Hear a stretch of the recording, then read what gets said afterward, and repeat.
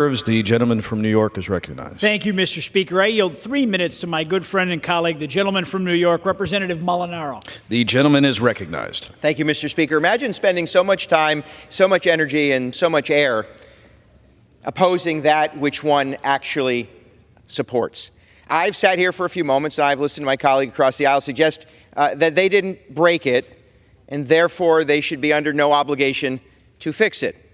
That for years, they've been trying to remedy this problem, but it's the other side of the aisle's fault, and therefore we won't take this next step forward. Imagine that's your argument. I wasn't here when the SALT cap was established. I opposed it in local government, mostly because I know that middle-class families in upstate New York are being, I'll use the language, pardon me, screwed by decisions of state government, decisions out of their control. But let's talk about what this bill does. This is a very simple effort to ensure tax fairness for working families. Last week, the House came together and recognized common sense tax relief as a shared priority between both parties. And I was proud to support the bipartisan bill that helped parents and small businesses weather rising costs.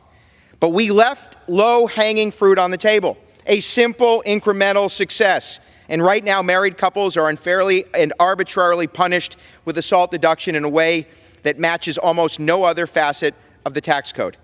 And so let's make one thing clear.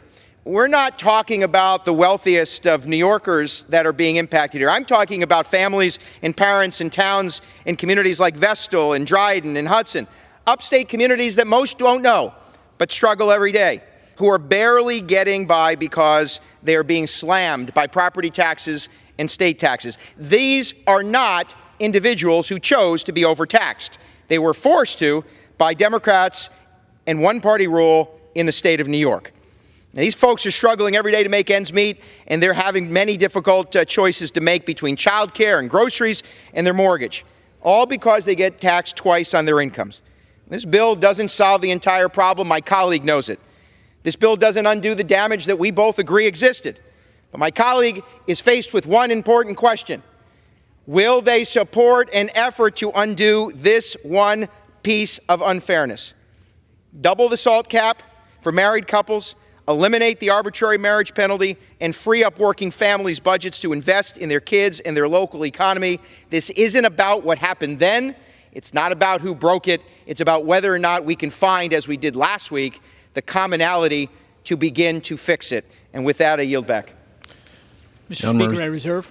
Gentleman reserves. The gentlewoman from New Mexico is